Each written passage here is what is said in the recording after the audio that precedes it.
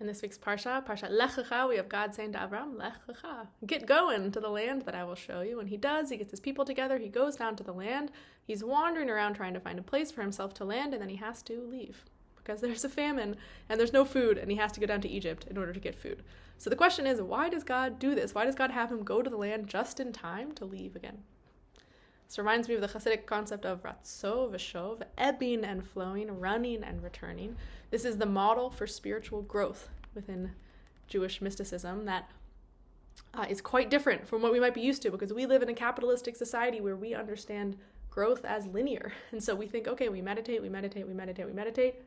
enlightenment, or whatever else. But in this paradigm, and you might find in your own life experience as well, it doesn't quite work like this, that there are days when you're spiritually connected, when your practice is going beautifully, and there's a lot of connection there, and there's a lot of focus, and a lot of centering and capacity, and there's days when that's not really the case, when divinity feels quite far away.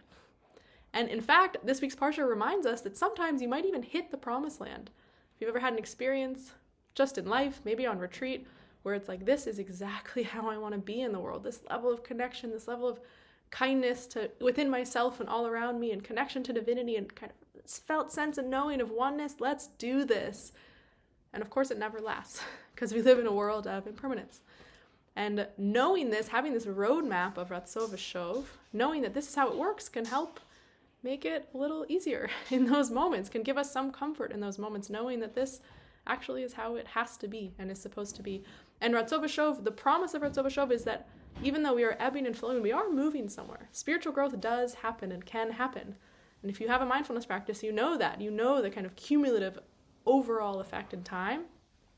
But how those ebbs and flows happen, those are not really up to us. Those we have to weather, those we have to continue to just be with and accept, along with everything else, and that is precisely a part of the spiritual path, not anything that is taking us away from it.